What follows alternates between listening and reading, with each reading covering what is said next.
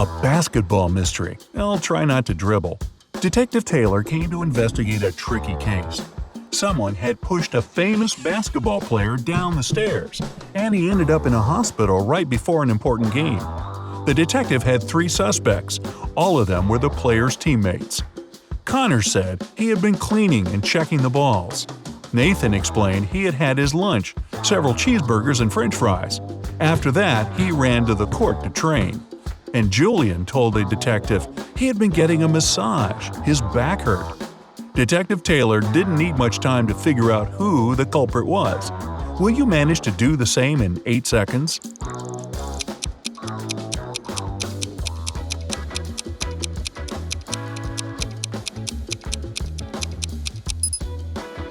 It was Nathan who pushed his teammate.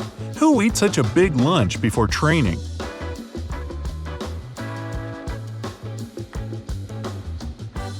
A lost puppy. Claire had been dreaming about having a dog for ages, and last week she finally got herself a cute puppy. But when she returned home one evening, her puppy was gone. The only thing left behind was a strange note. If you want to see your pet again, leave $5,000 near the flower bed in your garden. Claire immediately called her friend Asher, who was a fan of detective riddles. Together, they went to question the neighbors. When Mr. Jones opened the door, he looked worn out. After Claire and Asher asked him about the puppy, he only sighed. "My wife has just given birth to our first baby. We already have enough stress in our life." Mrs. Anderson got angry after she heard the question. "I would never take someone's pet.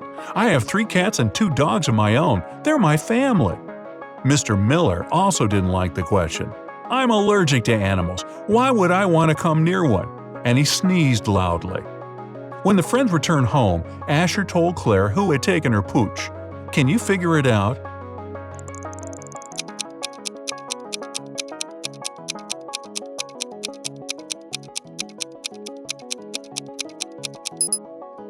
It was Mr. Miller. He was sneezing and his eyes were a bit red. These are common signs of an allergy. It means Claire's puppy was nearby. Dangerous twins. Jack and John are twin brothers. They're burglars, and police all over the country have been trying to catch them for several years. That's why everyone's ecstatic when one of the brothers gets into a trap after breaking into a wealthy businessman's villa. But police officers have a problem. They can't figure out whether they've caught Jack or John, so similar the brothers appear. The man also refuses to speak. The only thing the detectives know is that Jack always lies and John always tells the truth. How can they find out who the man is by asking him just one question? You have 8 seconds to figure it out.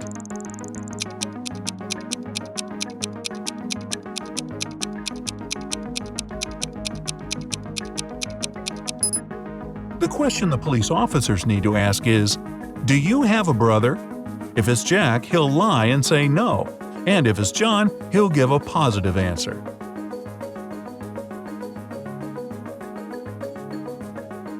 A mysterious car. Evan and Elias owned a small store in a quiet district. One day, they decided to stay late and discuss some business issues. At midnight, Evan called the police. When officers arrived, he was desperate. "I left Elias in the room and went to check which products we had to order. But when I came back 10 minutes later, he was lying on the floor. Someone had hit him on the head." Then the police officers asked Evan if he had seen anyone near the store. "I didn't, but I heard a car driving away. When I ran out of the store, it was already disappearing around the corner. It was foggy outside and the car didn't have its lights on. That's why I couldn't see the plate numbers, but I noticed that the car was dark blue." After this explanation, Evan was arrested for hitting his partner. Why?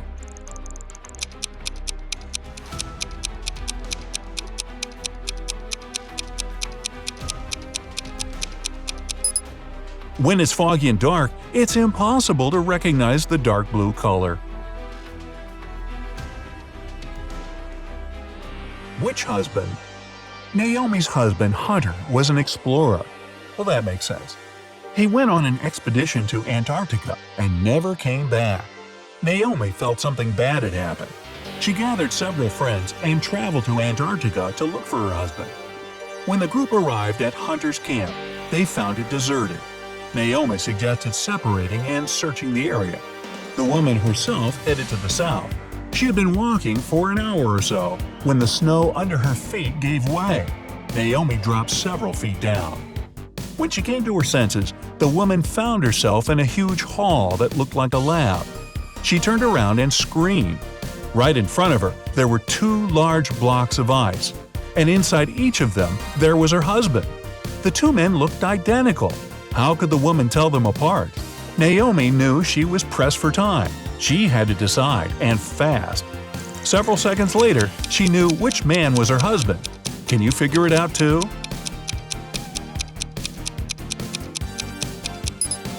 The man on the left has only 4 fingers on each hand, and the man on the right doesn't have any problems with fingers. Plus, he's wearing a necklace with the letter N on it. Good for you, Naomi, but he's still in a block of ice. Stolen documents. Mark came to see his friend Thomas in his office. While walking along the corridor, he heard his friend shouting. He dashed inside and spotted Thomas standing near a girl who was on the floor. "It's my secretary, Linda. I just returned from my lunch break and saw her unconscious. Also, my safe was open and very important documents were missing." Another man, Thomas's deputy, entered the room. "Whoa, what's happened here? I've been away for 10 minutes at the most. I just went to buy coffee at the nearest cafe." Suddenly, the girl opened her eyes. I had such a scare. I was working with documents when somebody grabbed me from behind, and then darkness. I don't know what would have happened if you hadn't shown up, boss." Mark told Thomas to call the police immediately. Why?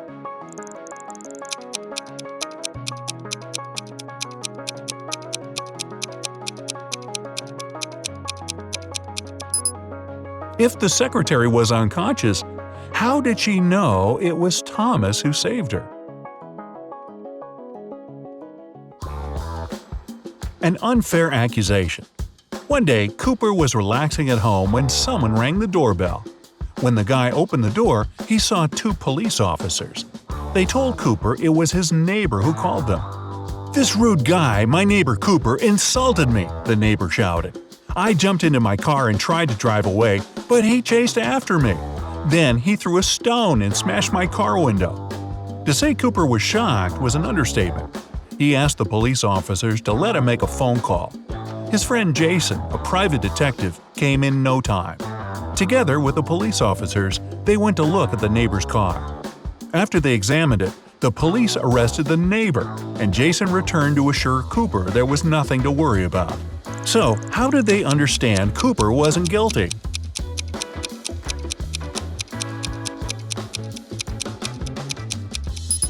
It was the windshield that was smashed, but if Cooper had been chasing after the car, the stone would have broken the rear window.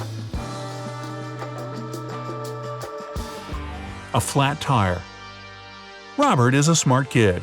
He has brilliant analytical skills and great logical thinking. Right now, his parents are driving him to a math competition in another town. The car's going along the highway at high speed when they hear a loud bang and Robert's dad loses control of the car. Luckily, he manages to pull up on the side of the road. The entire family gets out of the vehicle to see the damage. Uh-oh, a flat tire and no spare, and Robert's math competition is about to start. All of a sudden, a pickup truck stops nearby. Its driver offers his help. "I have several spare tires. I can give one of them to you, but not for free." The guy tells them the price, and it's extremely high. But there's no choice, otherwise Robert will miss the competition. Meanwhile, the boy walks around the truck and realizes the driver has staged the whole thing. How has he figured it out?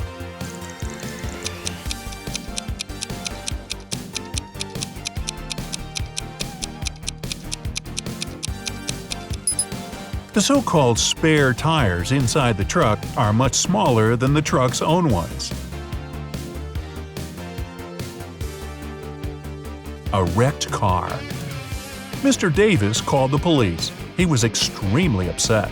Someone had taken his car for a joyride, crashed it into a tree, and ran away. The man suspected one of the teenagers living in the neighborhood. The police questioned 3 young people. Maya said she had a part-time job in a coffee shop, and when the accident happened, she was at work. Adrian told the police his parents had punished him. His dad told him to clean the fireplace, and that's what he was doing when the crash occurred. And Ian claimed he had been hanging out with a friend at his place. They had been binge-watching the latest series. After listening to all the suspects, the police officers arrested one of them. You have 8 seconds to figure it out who it was.